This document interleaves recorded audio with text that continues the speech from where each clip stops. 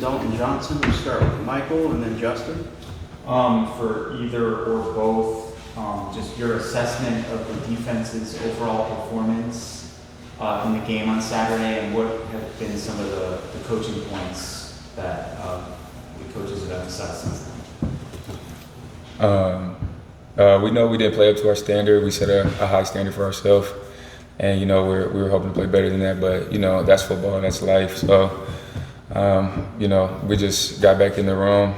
Coaches are pressing us to do our job, execute it at a high level, bring effort every day, focus in, get ready for the next one. Dalton, yeah, I'd say the same thing. Credit to New Mexico. They're a good football team, but like Stukes said, our standards, super high in the defensive room, and we just gotta, do better, prepare better, and just, do our job. Justin and Brian. For both, what do you think was the biggest part of your guys' turnaround in the second half? We just kind of settled into the game, I think. There were some new pieces out there.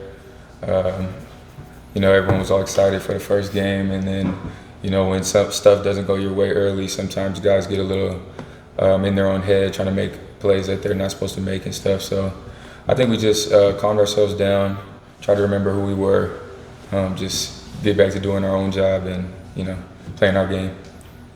Yeah, I'd say we really just adapted the, next play mentality, just try and flush any, mistakes that happened in the first half, and just, like Stukes said, just calm down and just, play ball and have fun.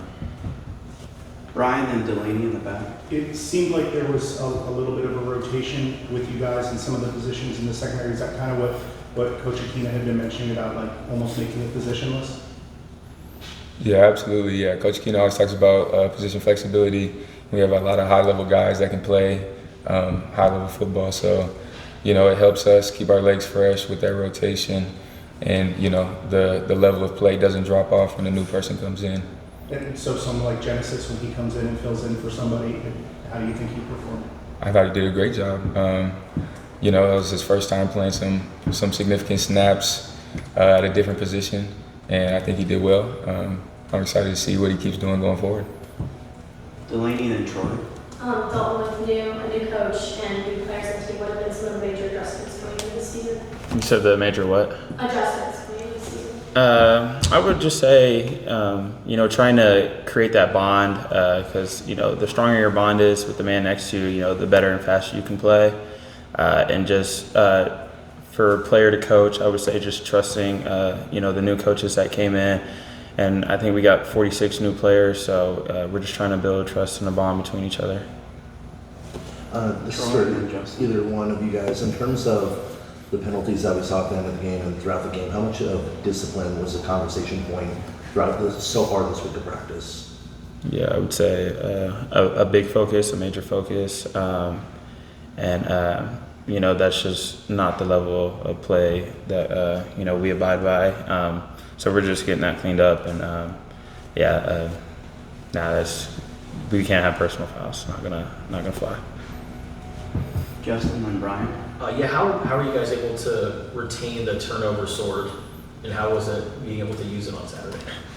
That's a fun tradition. Our defense loves it, and Lauren takes care of all that stuff for us. So shout out Lauren.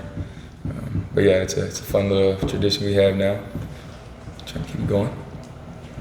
Brian. I was kind of going to ask the same thing. Are you aware that Texas is now doing one? They got Johnny brought one over. Oh, he's got the turnover short too. Are you guys okay with that? Yeah. Coach Nancy's got all the leeway he wants, but it's a fun thing. I'm glad he showed it to us. I'm glad we can share it. He allows us to keep using it over here too. Any more questions? Yes. Sorry. Go ahead.